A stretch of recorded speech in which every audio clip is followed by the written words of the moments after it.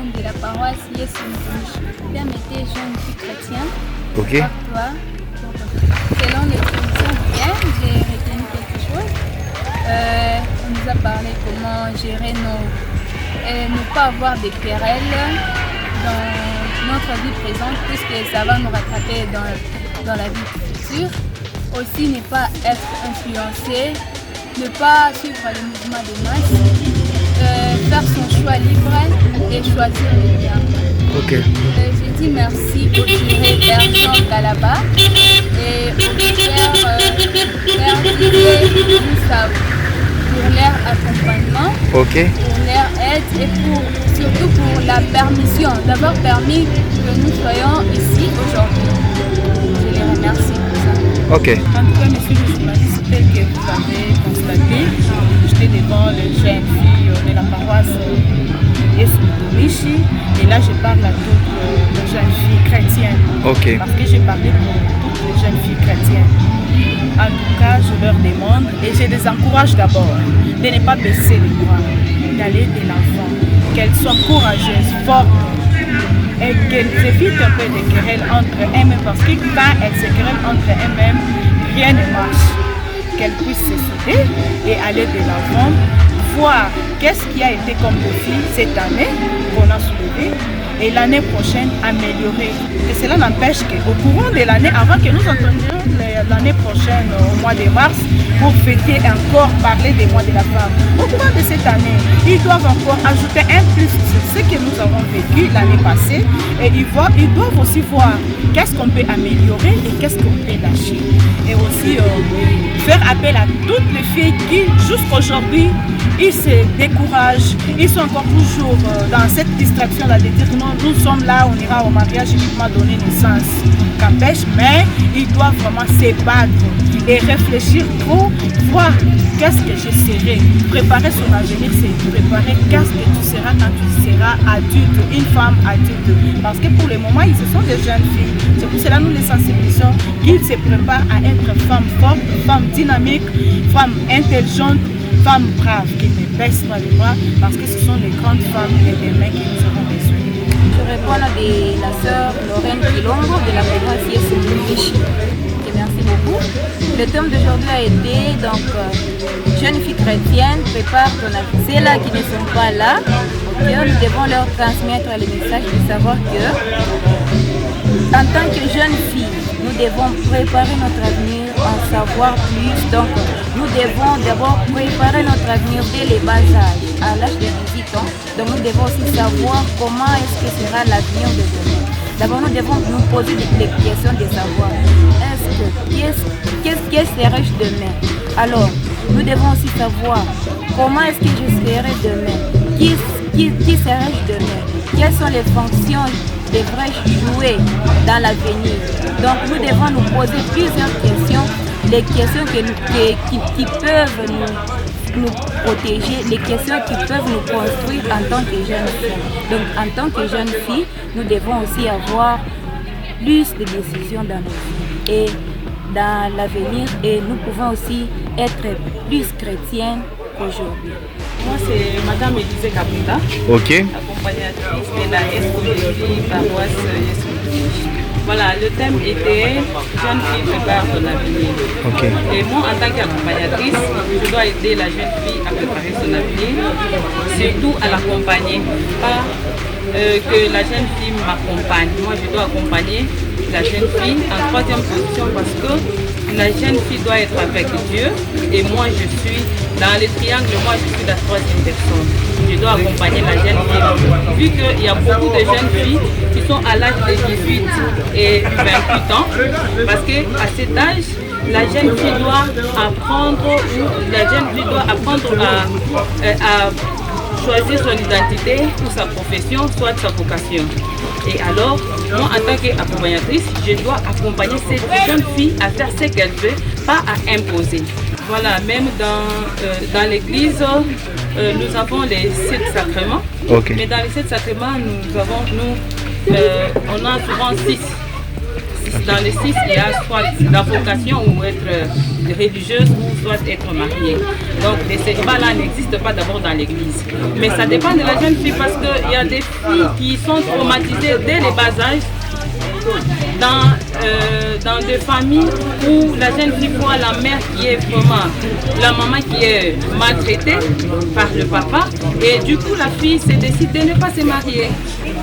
Mais ça, en tant que jeune fille, on doit l'accompagner avec le conseil et la prière.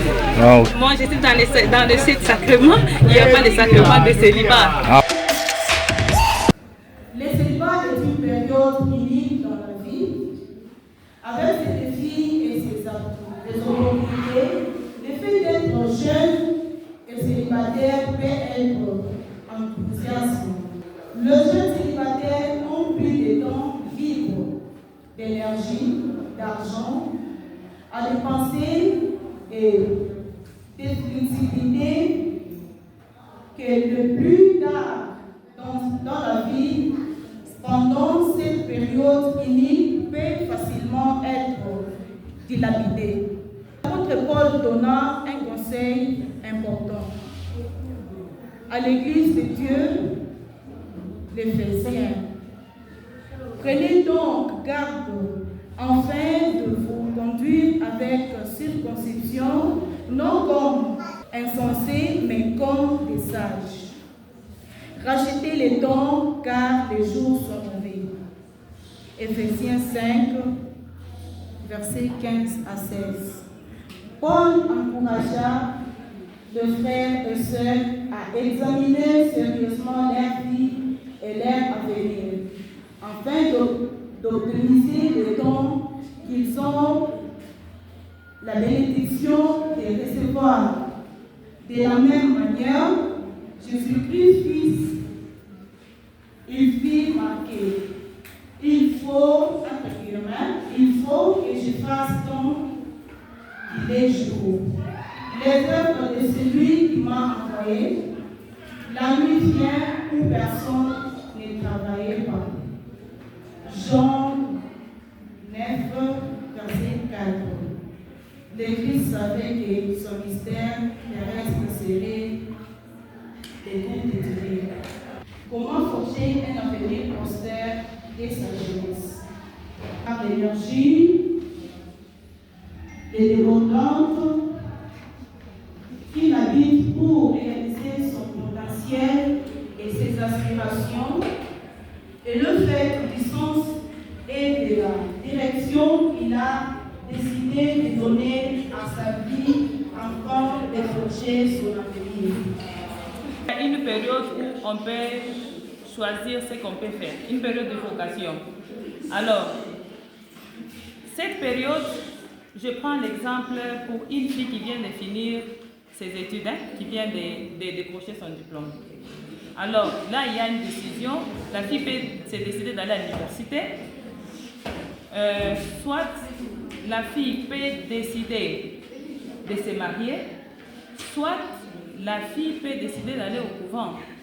Alors, nous, en tant que parents, notre devoir, c'est aider la jeune fille à choisir un bon chemin, à ne pas se perdre. Donc, nous sommes là pour vous aider. Dire que rester célibataire, c'est bon, malgré que c'est aussi parmi l'état civil, célibataire aussi existe. Mais en tant que maman, je dois aider les filles à choisir ce qui est bien dans la société. Il y a une relation entre toi et Dieu, et moi je suis dans le triangle là, moi je suis en bas, et vous deux avec Dieu, moi je suis là la terre de t'accompagner. Nous célébrons en ces jours les 4e dimanche du temps fort des carêmes, année liturgique C. Yeah.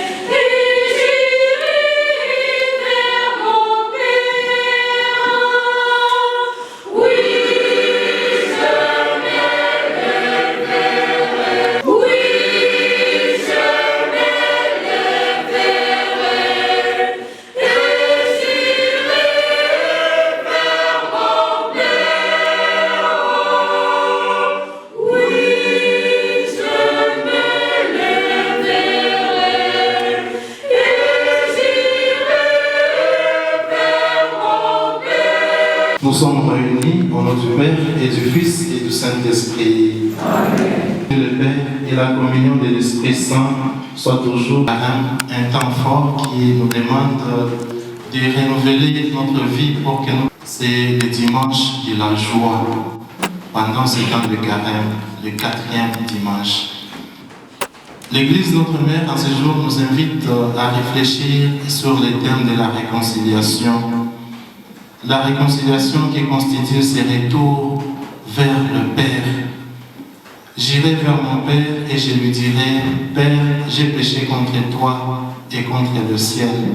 Je ne suis plus digne d'être appelé ton fils.